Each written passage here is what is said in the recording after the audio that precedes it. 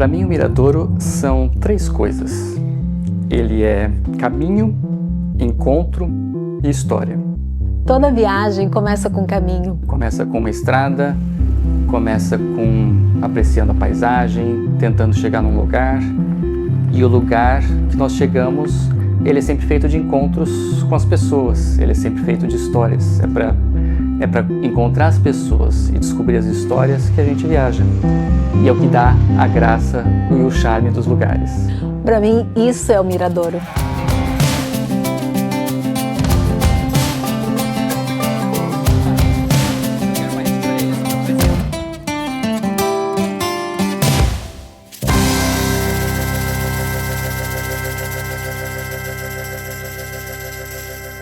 O Miradouro foi e tem sido uma construção, né? Cada vez mais a gente tem falado menos de nós mesmos e mais das pessoas. Que a gente passou a fazer vídeos mais longos, a ter contato com mais pessoas, a ficar mais tempo no lugar.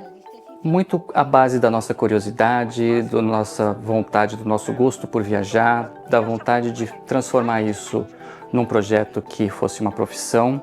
Ele foi se transformando ao longo dos tempos, pouquinho a pouquinho, cada vez mais sendo menos sobre nós e sobre os lugares e mais sobre as histórias e as pessoas. E isso teve um ponto de transformação mais perceptível, que nós modificamos a nossa maneira de fazer o vídeo. Nós começamos a gravar ele em mais tempo, ficar mais tempo nos lugares, publicar menos, fazer menos vídeos, porque eles começaram a ser mais trabalhosos, a demandar mais tempo antes, durante e depois. A gente deixou, na verdade, as pessoas ditarem o rumo da nossa viagem. Quando as pessoas veem o vídeo já pronto, elas não têm ideia do trabalho que está por trás disso. Tem toda a parte da história que a gente precisa buscar. Só que antes da gente chegar na história, a gente tem que saber que histórias que são essas. Tem que procurar antes quem são as pessoas, o que a gente vai conversar com essa pessoa, o que de interessante tem no lugar. Às vezes um que vai conversar com a gente indica o primo, um conhecido, e assim as histórias vão ganhando força. Não no dia do casamento, não tinham tantos convidados, a gente entendeu depois ainda. Claro, também tem muita coisa do processo de edição, porque nós vamos para os lugares, nós temos essas experiências incríveis, nós passamos esses dias com as pessoas, só que depois nós precisamos dar um formato para tudo isso, traduzir a experiência que a gente teve da maneira mais fiel para as pessoas sentirem aquilo que a gente está sentindo, para as pessoas sentirem a identidade daquele lugar. Como é que a gente transforma aqueles momentos, aqueles dias que nós estamos num lugar, no trabalho final, no vídeo final que as pessoas vão assistir. E isso também é um trabalho, também é um aprendizado, porque não é simplesmente você ligar, gravar a câmera, recortar e publicar, né? Eu acho que existe todo um processo do que vem antes e do que vem depois da viagem, enquanto que o que as pessoas estão vendo é a viagem.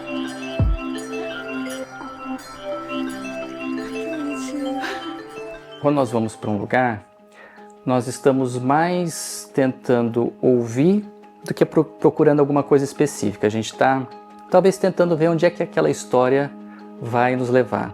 Tem sempre uma pergunta básica que está assim na minha cabeça, que é: se eu tivesse que explicar esse lugar, se eu tivesse que traduzir a identidade desse lugar, e como é que as pessoas daquele lugar podem me ajudar a mostrar aquilo, né?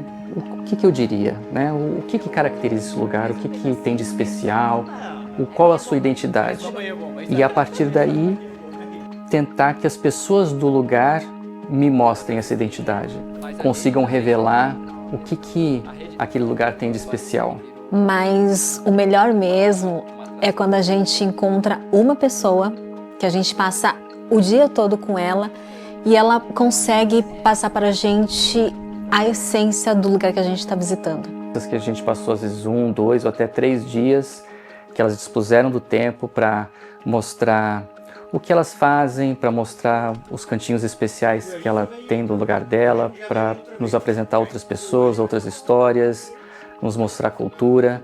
E a gente, nesses 7 anos, encontrou muita pessoa generosa com o tempo e com vontade de mostrar o melhor de onde elas vêm. O Miradouro, ele nasceu muito da nossa curiosidade, né, em conhecer o lugar, a cultura, viagens. Mas o projeto foi modificando à medida que a gente percebeu o quanto o olhar das pessoas interferem na nossa percepção. A gente viu o quão poderoso é a pessoa estar apaixonada pelo lugar e transmitir isso pra gente. O quanto que os lugares ficam mais bonitos quando a gente está com uma pessoa apaixonada pelo lugar. Quando a gente ia para um lugar que podia ser muito bonito, mas de repente a gente estava sozinho e a gente só estava vendo paisagem e monumento, por mais que o lugar fosse bonito, aquilo ali tinha sempre menos significado do que os outros lugares que vieram acompanhados com interação humana, com as experiências com as pessoas mostrando o seu ponto de vista dos lugares, às vezes histórias que a gente não sabia. Foi um processo de amadurecimento e de transformar aquilo que a gente queria no início, que fosse uma junção de paixão com profissão, de trabalhar, e explorar o que a gente gostava mais disso tudo, né? E se descobrir gostando do encontro com as pessoas e com as histórias, das experiências únicas que a gente teve. E eu acho que foi cada vez mais ficando menos sobre os lugares especificamente e mais sobre os encontros, né? Eu não diria nem sobre pessoas especificamente, mas sobre os encontros e as histórias que foram transparecendo. E ele foi se transformando cada vez mais numa espécie de documentário das regiões e das pessoas e das histórias particulares. A gente chegou onde a gente chegou pelos caminhos que as estradas foram nos levando e não tanto por onde a gente foi dirigindo ou por onde que a gente foi orientando o caminho. A gente aprendeu muito nos últimos anos que a gente precisa mais escutar do que falar. A gente era o centro ali do conteúdo, né? A gente estava falando o tempo todo, a gente fazia vlog, estava sempre com a câmera virada pra gente. Se a gente for ver os vídeos mais antigos e os vídeos mais recentes, isso está bem claro. Quanto mais antigo é o nosso vídeo, mais a gente aparece, mais a gente fala. E quanto mais recente é o nosso vídeo, a nossa perspectiva é ir para um lugar e escutar o que aquele lugar tem para dizer. E a voz do lugar é a voz das pessoas que vivem nele. Então, e aí, aqui a tela. Essa é a nossa luta. A gente tem o objetivo de conhecer os 308 municípios de Portugal. E isso facilita porque é só escolher os lugares novos que a gente não conheceu ainda. E começar a explorar o que esse município tem de histórias, de pessoas, de monumento. Não que seja uma camisa de força, porque se aparecer umas histórias interessantes no lugar que a gente já foi, por que não voltar e contar histórias diferentes? Porque sempre acontece de existirem oportunidades para a gente voltar para municípios que nós já fomos, que nós já mostramos, para a gente contar uma história diferente, para encontrarmos com outras pessoas, para ver um pedacinho do município que nós não vimos, e a gente volta e vai e conta essa história, porque o mais importante é isso, é o que tem de interessante para mostrar, e não necessariamente sempre ir fazendo um checklist dos municípios que a gente ainda não conheceu. Às vezes a gente faz uma pesquisa, a gente encontra uma história antes, a gente acha que vai ser de uma maneira e a gente fala, olha, a gente vai falar com uma pessoa tal, eu acho que vai ser assim, vai ser assado.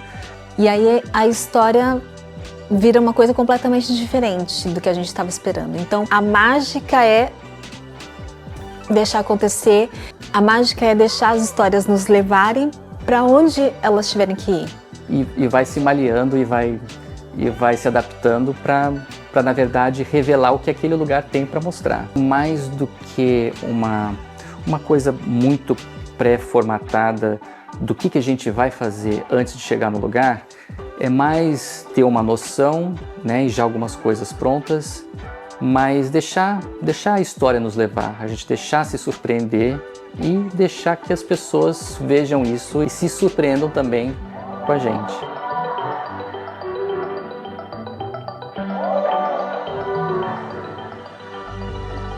Um dia típico de gravação é muito cheio de imprevistos, então pessoas cancelam, chove quando não tem que chover, Nuzito que deu dor de barriga, piriri, tem uma história que cancelou, teve uma pessoa que não estava bem, tiveram dias que tivemos que reprogramar, mas isso que é a aventura da viagem, né?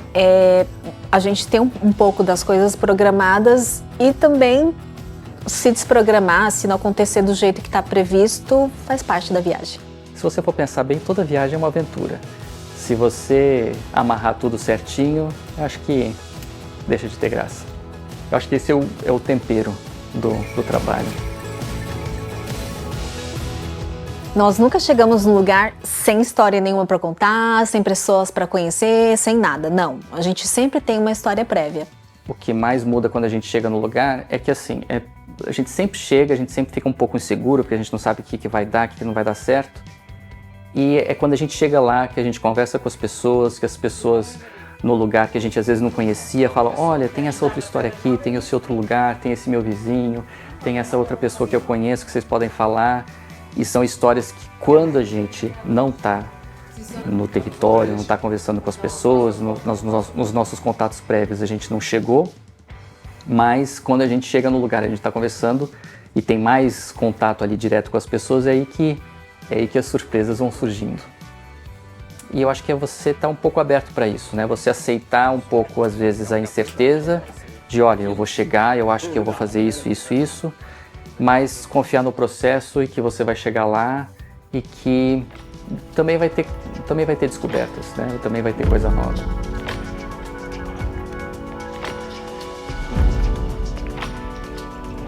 Esse nosso projeto, essa nossa objetivo, digamos assim, de conhecer todos os municípios, de mostrar todos os municípios, ele nunca foi muito sobre um desafio, digamos, de ficar falando, olha, eu já passei por esse, agora esse, mais um. Ele foi mais partindo de um pressuposto que se o mais importante dos lugares são as pessoas, porque sempre tem o potencial de surpreender, de ter uma história interessante, então significa que qualquer lugar a gente vai conseguir encontrar algum ângulo, algum ponto, alguma história interessante para contar. Qual que é o próximo lugar e o que a gente vai encontrar? Talvez o que mais o Mirador mudou em mim foi a minha perspectiva do que significa viajar.